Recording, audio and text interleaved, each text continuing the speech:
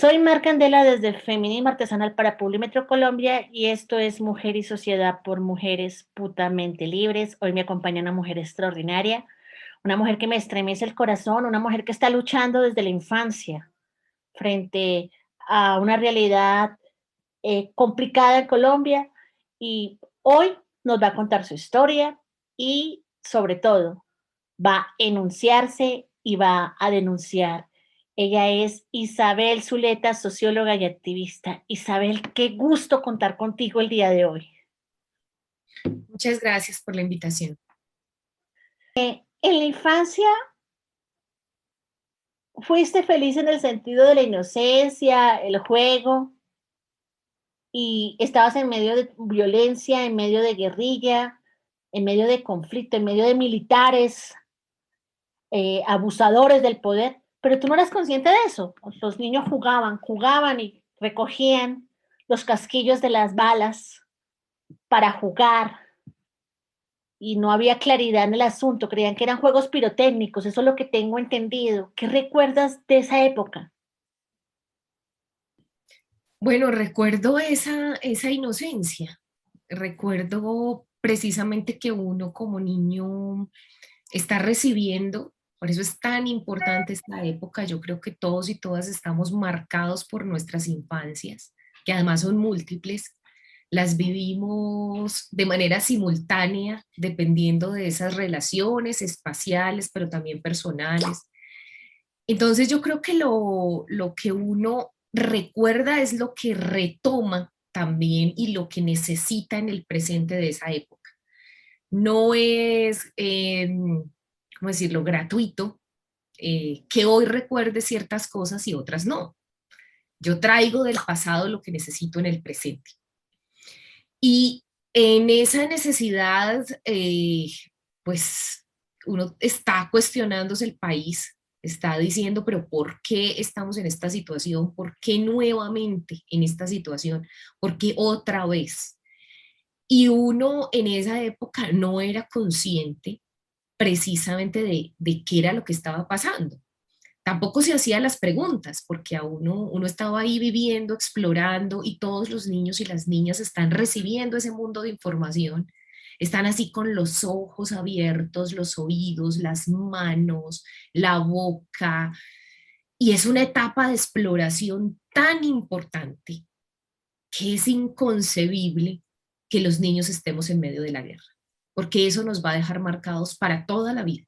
Nosotros no podemos deshacernos de eso. Eso está ahí como una huella, como cuando marcan el ganado.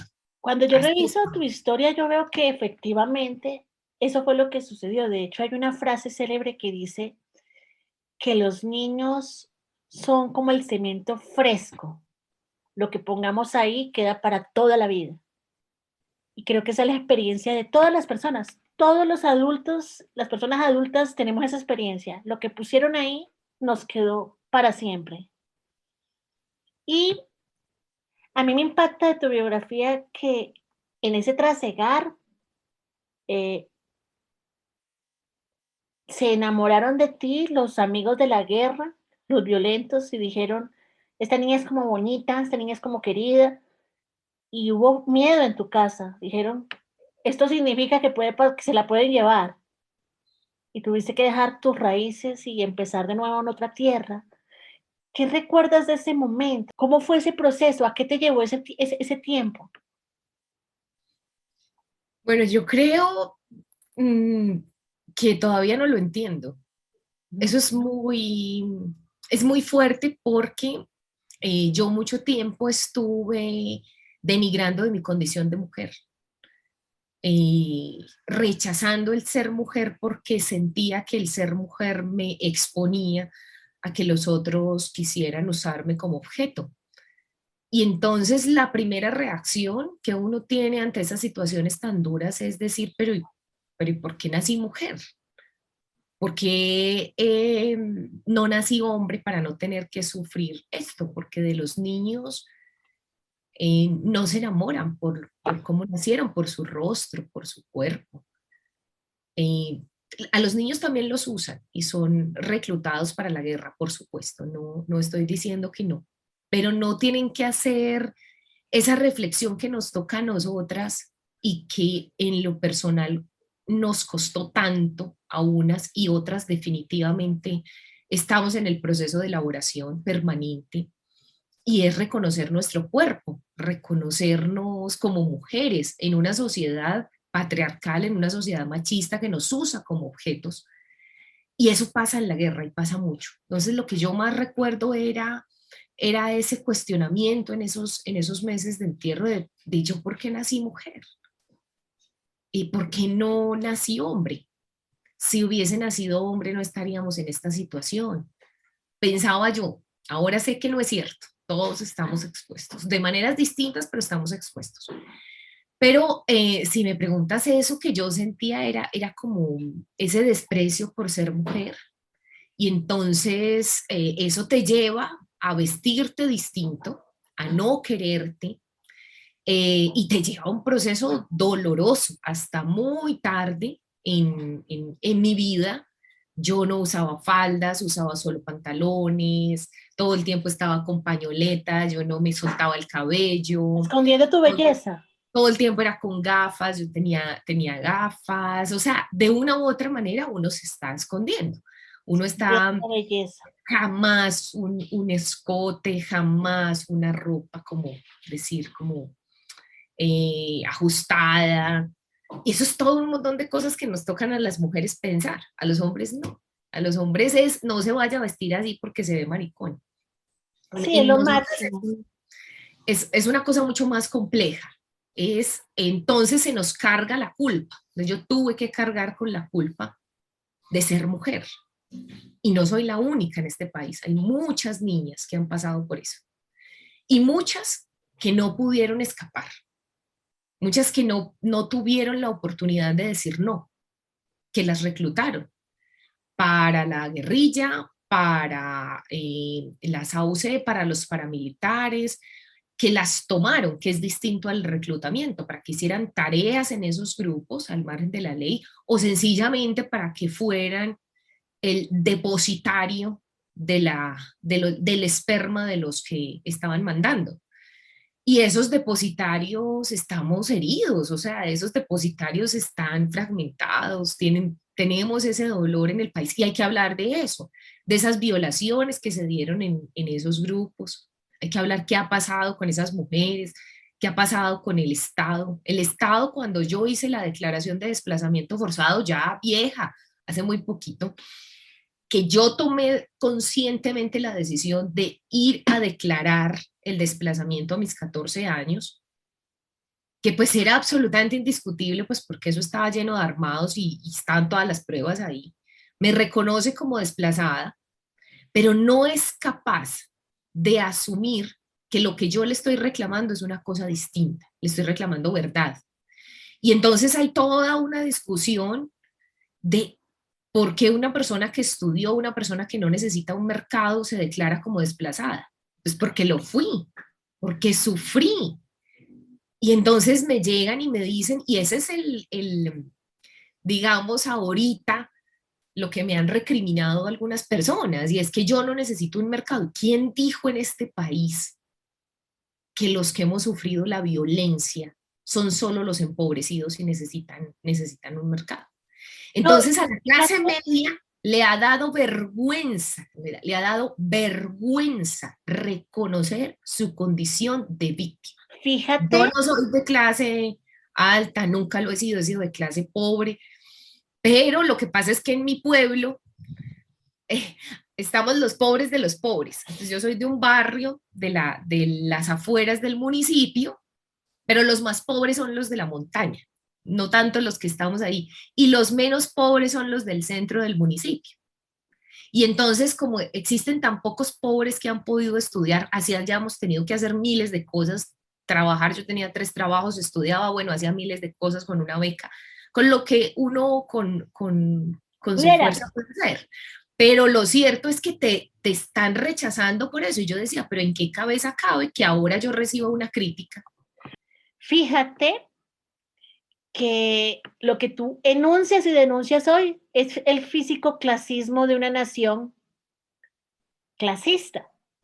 Colombia es un país y una nación, si se le puede llamar nación, empobrecida, con profundo clasismo. Y es tan arraigado ese clasismo que incluso entre la gente empobrecida hay clasismo. Es impresionante que el estrato 2, 3 humilla a quien no tiene absolutamente nada. Y en las clases medias da vergüenza, que es lo que tú enuncias acá. Es vergonzante la pobreza. Y pedir reparación y justicia y pedir verdad en este país suena como a pedir limosna, como si estuviéramos pidiendo limosna al Estado y no un derecho fundamental que es la verdad, que es la reparación, que es resarcir. La sociedad en pleno no entiende que no se trata de un mercado, que listo, el mercado es para las personas empobrecidas y víctimas de la violencia, sí, pero el mercado no repara nada, no solventa nada, no responde nada, es lo mínimo que tienen que dar un mercado, o sea, no es caridad, es lo mínimo que tienen que dar, pero no es la respuesta. Y mira cómo tú enuncias y denuncias hoy, me recriminan por exigir mi derecho a la verdad y a la reparación. Y es tanta la ignorancia de nuestra ciudadanía que relacionan verdad y reparación con un mercado. Un mercado es lo mínimo que tienen que darle a la ciudadanía empobrecida, sea víctima o no víctima de la violencia. Es lo mínimo que tienen que hacer. Me conmueve cuando lo dices, me están recriminando de que no necesito un mercado. Yo quiero que todas las personas que hoy nos ven entiendan que la verdad, la reparación, la restitución de derechos no tiene que ver con un mercado, y que ya tenemos que cambiar el chip de creer que víctimas de violencia es sinónimo de pobreza, que la hay, pero no, Esa no es razón de la victimización. eso es cierto. No es Gracias.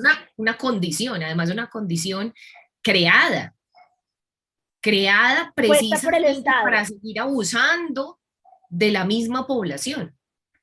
Y entonces los que salimos de cierta condición, que no estamos en otra tampoco, pero definitivamente ayuda el haber tenido otras posibilidades, entonces no podemos caer en el juego de abandonar lo que somos, porque uno sí ve eso. A mucha gente no solo le da vergüenza decir lo que ha sufrido, sino le da vergüenza ser de donde es.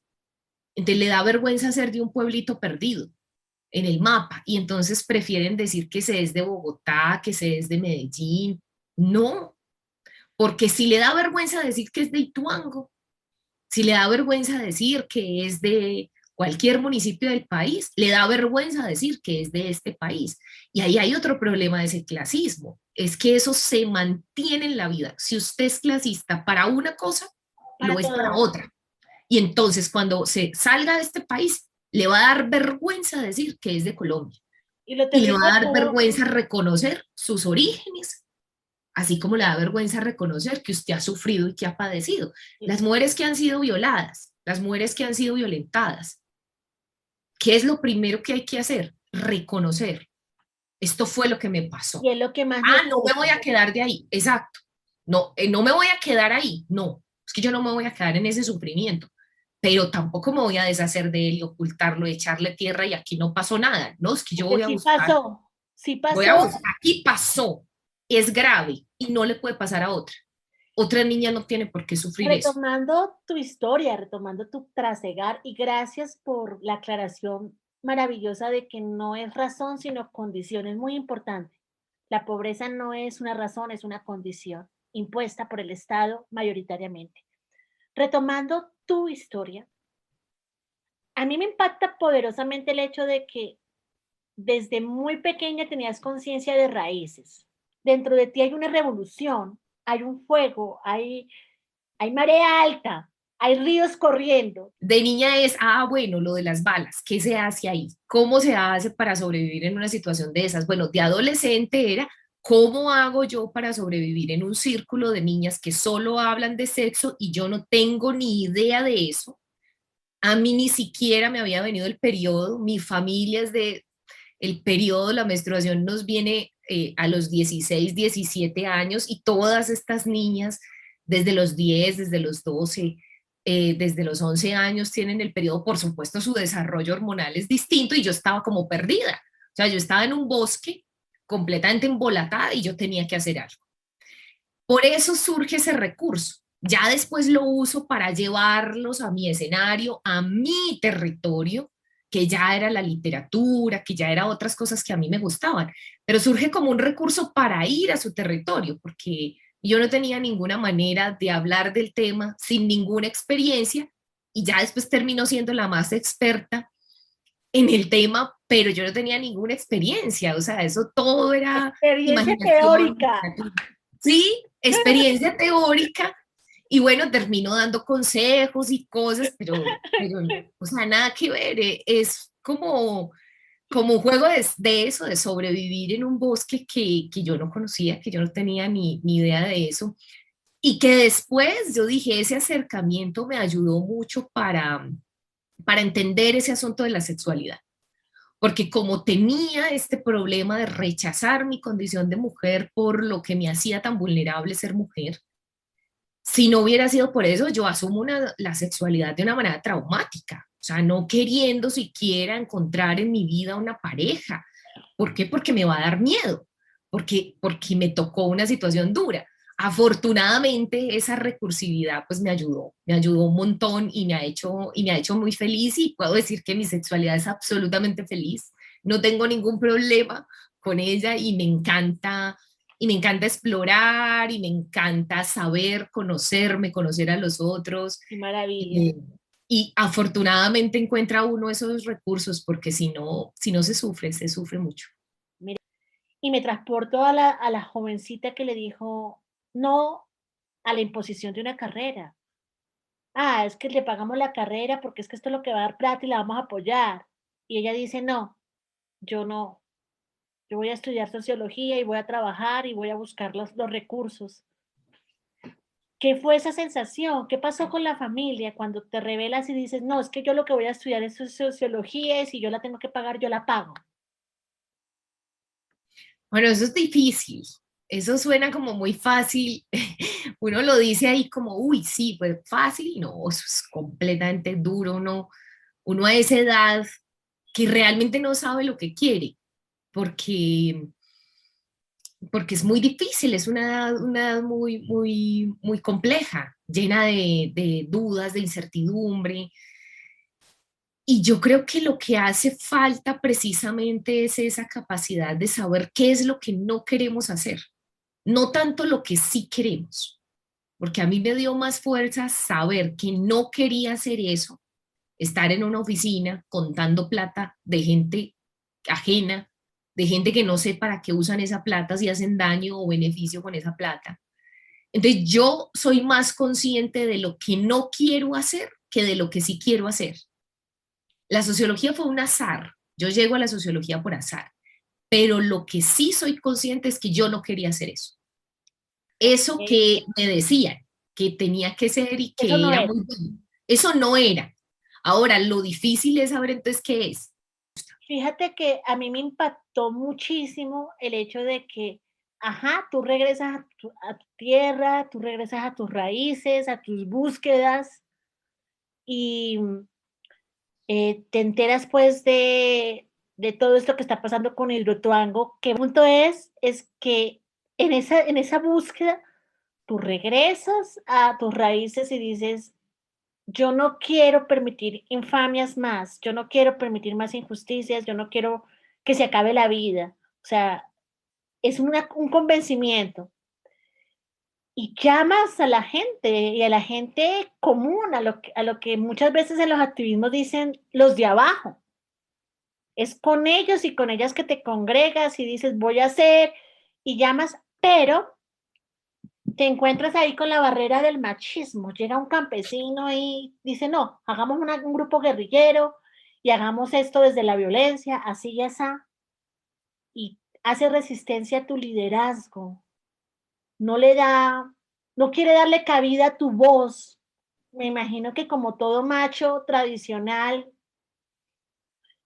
más cuando es de región, de campo, más porque allá se arraiga más ese machismo. Yo me imagino en mi cabeza como esa mirada ninguneándote, menospreciando, menoscabando lo que tú haces. No sé si pasó así, pero así me lo imagino, como, ¿y esta qué viene a hacer acá? ¿Y esta muchachita? ¿Cómo fue esa sensación? ¿Cómo te enfrentas? O sea, yo leo que te paraste firme y dijiste que no quieres armas y que van a seguir y que van a luchar.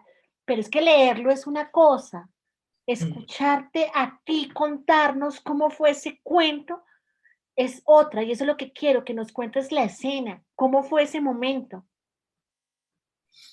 Bueno, hubo dos escenas así claves como de esa, de ese machismo. Yo creo que en el campo es mucho más duro, el patriarcado se vive con más violencia, pero por lo menos es más franco, es más directo. No hay En las hipocresía. ciudades, en las ciudades hay mucha hipocresía, en la academia incluso hay mucha hipocresía, que se ven tan abiertos y que la inclusión de la mujer iba uno a ver y están mal, es puras apariencias. O en Sí, el mundo incluso de los derechos humanos, por poner un ejemplo, es es verdad, tremendamente machista. Entonces, las mujeres lideresas que somos muy pocas, yo he tenido espacios en donde soy la única mujer y son 5, 6, 8 líderes hombres. ujú, Y doy una idea y esa idea pasa desapercibida. Poco después, uno de los hombres da la misma idea y esa idea es aplaudida. A las mujeres nos toca hacer un esfuerzo grandísimo por ser escuchadas, porque de entrada nuestra voz no está en el código social, porque se nos dijo que nosotras no estábamos para hablar, no estábamos para hacer la vida pública, sino la privada. es verdad, Y eso hace que precisamente en esos contextos rurales, en esos contextos más, más dijéramos, alejados de toda esta discusión que a veces no ha ayudado mucho. Esa es la discusión y los avances que hemos tenido sobre el papel de la mujer en las ciudades, a veces no han ayudado, sino que han tergiversado. En los escenarios rurales hay una franqueza, digamos que hay una situación directa. Entonces quiero contarles dos escenas así como ejemplares como para mi vida que me recuerdan eso de tener un montón de hombres campesinos y además barequeros fuertes. No estamos hablando del muchachito de flaquito, nercito, que tiene mucho discurso, no. Estamos hablando de personas con una capacidad de intimidarte con su cuerpo. No necesitan hablar, porque el cuerpo ya en sí mismo te está diciendo, oye, te pueden aplastar. No, no es que puedas decirle sencillamente como, oye, Mar, no, te voy a dar el debate. No necesariamente. Entonces, por eso es muy importante como contar la historia con las escenas. Estoy ante un hombre mucho más alto que yo, evidente mucho más fuerte porque yo soy delgada, o sea, con brazos fuertes, de mucho trabajo, de el esfuerzo del campo.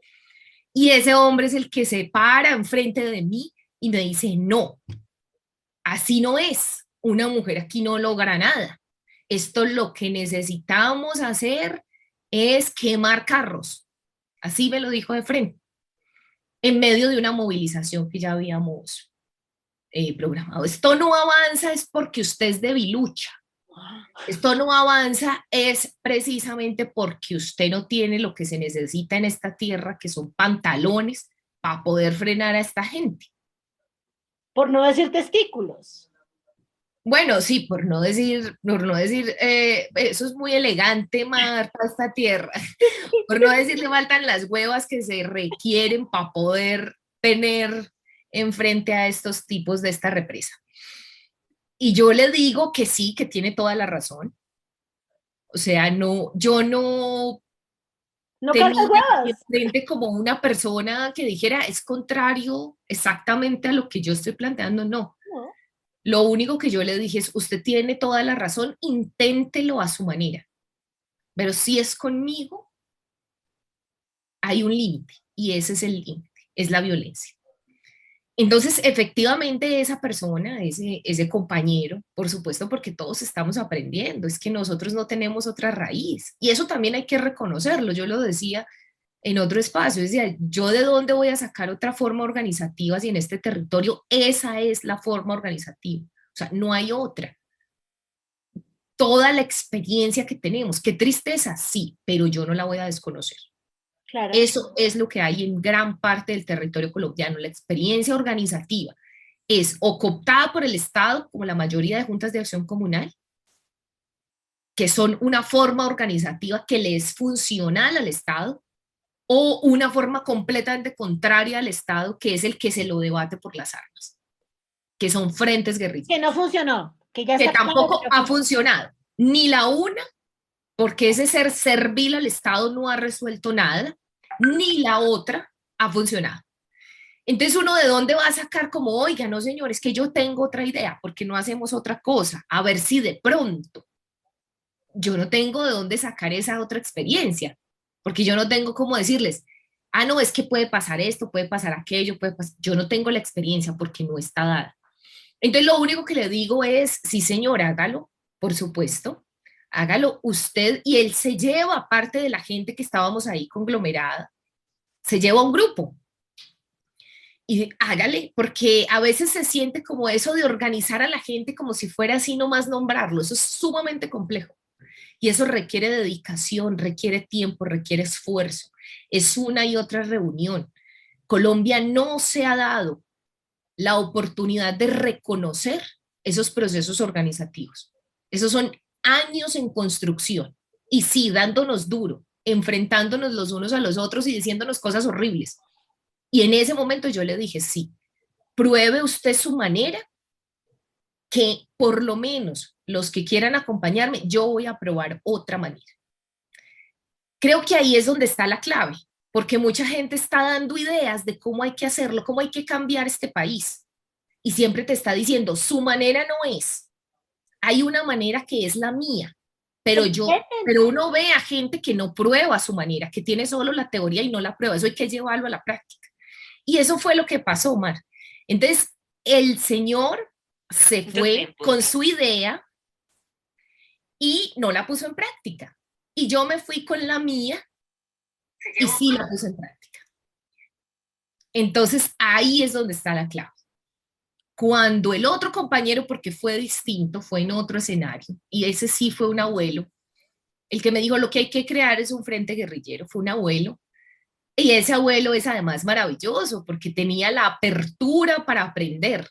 El otro no. El otro dijo, es así, punto.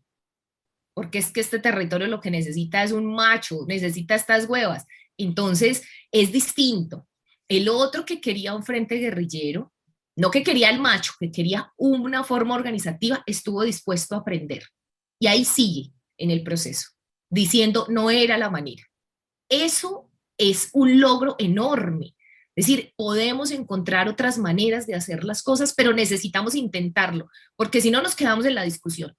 Nos quedamos diciendo hay cosas maravillosas, no, hay que intentarlo, Mucho hacerle el bla, día. bla, bla. Mucho bla, bla, bla, ¿no? Guapa, ¿y qué pasó con este campesino? O sea, tú me dices, el primero no hizo nada, el segundo tenía apertura, pero igual había resistencia.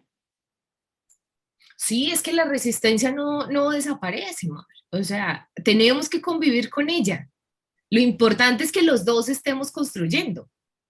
Las dos formas podemos ¿Tú crees avanzar y que aportar, tú crees que siempre vamos a tener que trabajar con machos? por supuesto. Eso no, a esta ¿Crees que generación no no nos vamos va a a tocar. acabar con eso? Sí, sí, vamos a acabar, pero a esta generación estamos en esa generación bisagra, en esa generación que hace precisamente esos cambios, pero nosotros tenemos que ser conscientes que a nosotros no nos va a tocar. Tenemos algunas luces, algunas esperanzas, por lo menos en nuestras elecciones personales, porque hay que decirlo, el feminismo empieza por la casa y las feministas tenemos que dar ejemplo es a quienes elegimos. Si usted me ve a mí con un macho, olvídese que yo no puedo dar ejemplo. O sea, yo no puedo arrancar de cero con mi pareja. Yo no puedo arrancar. Con los compañeros empiezo de cero. Con todas las comunidades empiezo de cero. Tu Pero yo persona. en mi vida personal, yo no me puedo dar ese lujo. ¿Por qué? Porque yo necesito estar tranquila. O sea, mi casa, mi hogar, tiene que ser un espíritu para yo llegar a precisamente descansar. Porque si me doy esa lucha afuera, yo no puedo sostener una lucha en el afuera y en el adentro. Eso es agotador, eso es un sacrificio de las mujeres y yo las he visto. Yo les he dicho, compañeras, primero resuelvan sus temas internos. Hagamos el ejercicio desde adentro. Si ustedes tienen una buena pareja, hombre, mujer, lo que deseen, porque eso es una casualidad en la vida Una además. pareja que le dé a uno tranquilidad por lo menos. Sí, que en la que usted se sienta reconocido, en la que usted sienta que hay ese espíritu, ese amor, ese acompañamiento, usted es capaz de hacer otras cosas afuera sin quemarse. Por supuesto que no todo es perfecto ni las relaciones son perfectas, pero las mujeres sostenemos unas situaciones increíbles en el adentro y en el afuera. Y entonces queremos transformar afuera y eso es una cosa, pues unas lideresas increíbles. Y va uno a la casa, Dios mío, qué tormento cotidiano. No estaba acompañada por una madre que siempre estuvo ausente y pues la abuela estaba ahí. He tenido periodos de depresión grandísimos y depresiones severas, clínicamente severas, y eso no me hace sentir vergüenza. No, yo he tenido periodos de depresión en los que el cuerpo no me responde. O sea, yo no puedo mover siquiera las manos. ¿Por qué? Porque es una depresión clínica, eso no es un juego como que, ay, yo amanecí hoy deprimido, yo amanecí hoy así. Eso no es cierto. La depresión es una enfermedad y es una enfermedad seria y no es un juego. Entonces, yo que lo he vivido, pues puedo decirles, hay momentos en el que uno está deprimido que el cuerpo no le responde, que yo quiero mover las manos y no soy capaz. Ay, Isabel, tanto que hablar Eso contigo, es tanto que una hablar cosa como, contigo, ay, la gente cree que eso, ay, eso es de niñitas por ahí que están haciendo como show, o tanto, peladitos por ahí, que eso no, eso es una cosa súper tanto, seria. Isabel, Isabel, tanto que hablar contigo y espero que podamos tener muchas oportunidades porque dentro de feminismo artesanal también trabajamos fuertemente el tema de la depresión y me encantaría en algún momento hacer un conversatorio y que habláramos un poco de eso, porque acá también hay varias mujeres que sabemos de qué estás hablando, que podemos ayudar a muchas otras a entender que la depresión no es un capricho, no es un episodio, es un asunto clínico y complejo. Y gracias, gracias por compartirnos esto. Yo quiero irme a la escena, según entiendo, de pronto una de las escenas más aterradoras de tu vivencia como activista, antes de irme a la segunda parte de esta historia, de este diálogo, y es cuando te llevan en un carro, casi que a la brava, y campesinos y gente del alrededor dice, la van a desaparecer. Y lo que yo visualizo en esa escena es que ellos se tiran al camión a salvar tu vida. Eso lo que me cuenta a mí es primero el amor tan profundo que la comunidad tiene por ti. O sea, ese amor que te has ganado de la comunidad. Segundo, esa angustia enorme de la ciudadanía ahí en el territorio que ya es normalizado. La frase van a desaparecer. O sea, como que en su corazón eso ya forma parte de la cotidianidad. Aquí desaparecen personas. ¿Qué pasó? Yo quiero que nos narres, porque es que vuelvo y te digo, leer es una cosa y escucharte es otra. ¿Por qué razón te llevan y por qué crees que la ciudadanía reaccionó de esa manera? Mar, yo creo que hay un inconsciente colectivo. Yo creo que tenemos una memoria colectiva, sabemos, a pesar de los discursos, a pesar de esta historia que hemos tenido, sabemos lo que ha pasado en nuestras tierras, sabemos lo que le pasa a Colombia en el fondo. Muchas veces queremos negarlo.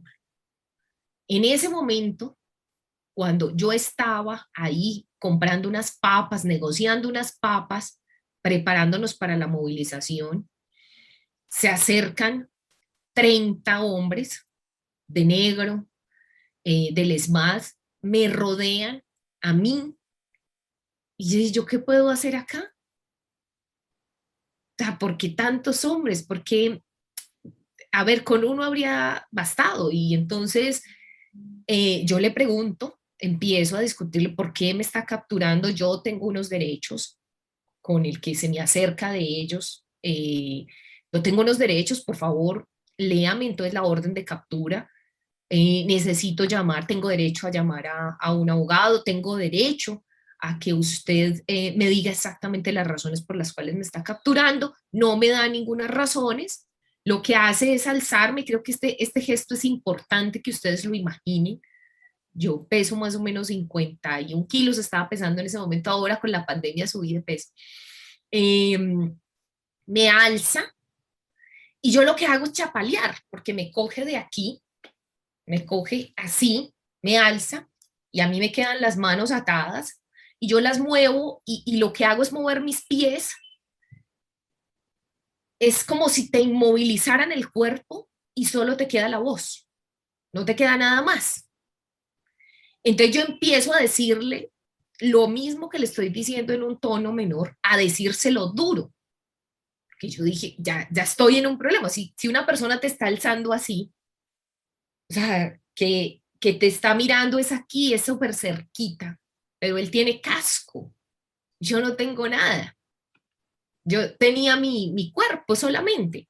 Me lanza al camión como una cosa, literalmente me lanza al camión y ahí se activa el inconsciente colectivo. Yo no creo que haya sido por mí, pero agradezco tus palabras. Ojalá la gente me quisiera más, pero en esta tierra es muy difícil hacerse querer, hay muchos intereses. Yo no creo que sea el cariño. Por supuesto que hay gente que me quiere, pero no creo que sea el cariño. Creo que hay un inconsciente colectivo. No creo que haya sido yo. Creo que hay esta idea, hay este dolor de lo que todos sabemos, así no lo hayamos vivido. Todos sabemos que el dolor más profundo que puede sentir un ser humano es la desaparición. ¿Y por qué te querían llevar? Para que no hubiese la movilización, porque yo Eso es estaba verdad. liderando la movilización. Entonces, lo que ellos pensaban era que sin mí la gente no podía protestar, que yo era la que estaba animando, organizando lo de la comida, como siempre allí, acá, lo que hacemos las mujeres, estamos en esto, falta papa, falta yuca, falta no sé qué, cuántos somos, la olla, la leña, la no sé qué, haciendo las cosas. Y ellos pensaron siempre es, sin ella, esa movilización no va a ser. Y se Yo, equivocaron. gente querida, yo estoy fascinada con esta primera parte del diálogo. Isabel nos ha dado lecciones de resiliencia, de resistencia, de filosofía, y por eso, Isabel, yo puse mis ojos en ti. Yo pienso que Mujer y Sociedad es un espacio para que las mujeres inspiremos a otras mujeres. Y creo que eso es lo que haces con creces. Gracias. Ya vamos eh, a ver un video que Isabel hizo magnífico sobre su batalla y su lucha en el marco de Hidroituango. Y en la segunda parte del diálogo vamos a profundizar en dos temas. Uno, derecha y izquierda y por qué la derecha y la izquierda no te quieren, porque un sector de la derecha dice que eres guerrillera y un sector de la izquierda dice que eres sospechosa.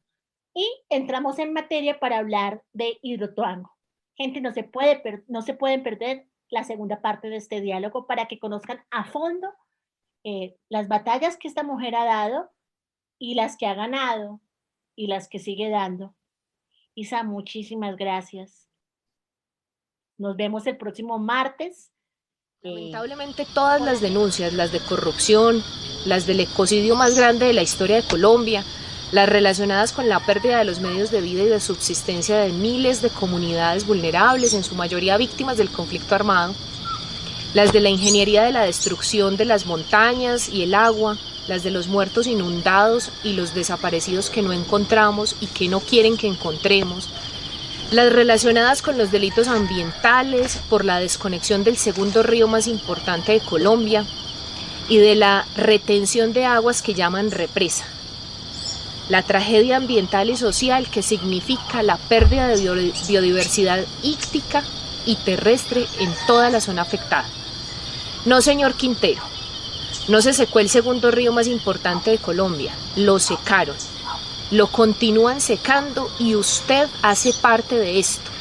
Y esto solo puede denominarse como el mayor ecocidio del país, resultado del egoísmo y la mezquindad suya y de muchos otros. Yo también quiero hablarles de 3 cosas fundamentales. Primero, la corrupción, que tiene un efecto continuado, corrupción que en materia ambiental tiene sus efectos en el largo plazo, mucho más si el daño ambiental y social genera esa corrupción, porque esa corrupción no cesa, no ha cesado.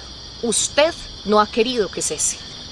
Segundo, entre los responsables también se cuenta usted, quien no ha cesado ese daño, quien solo se preocupa por continuar una obra sin argumentos serios que nos demuestren que la vida de las comunidades vale algo, que no corremos riesgo y que le parece muy importante la plata, la misma con la que se debería estar en este momento compensando la situación que viven los afectados.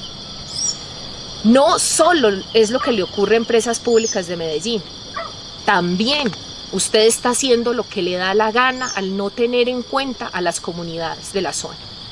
Esa plata de la comunidad humilde también debe tenerse en cuenta. Los que sacaban con el sudor de su frente un grano de oro y el pescado. Esa es la misma que a usted no le ha importado. Esto ocurre hoy en su administración, por lo tanto usted también es responsable. Tanto o más que los anteriores, porque no ha tenido los pantalones y no tiene la legitimidad moral para seguir diciendo que está denunciando a los anteriores sin que usted cese este daño. Tercero, muy bien que nos ayude a buscar justicia, muy bien por las demandas que ha interpuesto, pero muy mal la hipocresía. Se vienen unas elecciones locales, sí, se vienen unas elecciones. Puede ocurrir de nuevo que personas con su hipocresía vuelvan a ganar y se vuelva a repetir esta tragedia. En no ser capaz de parar el daño, el no ser capaz de parar el sufrimiento, sino que lo sigan extendiendo y que se aprovechen políticamente de ese sufrimiento. Usted también está haciendo lo que le da la gana, les repito. Y les repito a todos los que nos han ayudado por mucho tiempo, no se dejen engañar de este señor. Desde otro punto de vista, sí, puede ser que quiera generar bienestar para otros, pero no para las comunidades. Estamos de acuerdo con usted. La tragedia no tiene color político, así como no lo tiene la corrupción. La tragedia no es ni de izquierdas ni de derechas. La revictimización tampoco tiene color político. Y en eso no se diferencia usted de los demás. Sus antecesores han sido igual que usted. Le faltan pantalones para parar esta situación de indignidad que padecen los afectados por Hidroituango. Esa hipocresía, simple y llanamente hablando, para simular sus palabras, señor Daniel Quintero, es la que usted ha tenido todo este tiempo. Al igual que Fajardo, al igual que Federico Gutiérrez, al igual que tantos otros a los que usted denuncia. En el territorio no se observa ninguna diferencia. Desalojos forzosos sí también. En este momento, en contra de muchos que lo perdieron todo con la inundación y la avalancha. Lo raro es que ya el argumento que están usando para esos desalojos es el riesgo de la obra. Y lo que quieren es quitarles el espacio en donde se está, porque no hay otro, porque el resto lo inundaron. Usted, señor Daniel Quintero, es un hipócrita. Se ha negado a cumplir las decisiones judiciales y acude también a la justicia para defender sus intereses. Hoy está ordenando el desalojo, usted y su administración, de cientos de personas que están en la ribera del río Cauca, en una zona que tiene un título minero, aguas abajo del embalse de Hidroituango. A esas personas les ha negado el cumplimiento del mínimo vital, una orden de un juez, pero también nos ha negado el cumplimiento del derecho a la vida, otra orden de una jueza. ¿Y entonces de qué está hablando? ¿Va a seguir usando la tragedia social y ambiental para sus propios intereses? ¿Cuáles son sus intereses? ¿Al beneficio de quién está usted? ¿Está al servicio de quiénes? Nosotros queremos saber eso. Y hasta ahora esperamos que cambie antes de que termine su periodo esta situación. Ayúdenme a difundir este video, discútanlo, coméntenlo y compártanlo. Muchas gracias.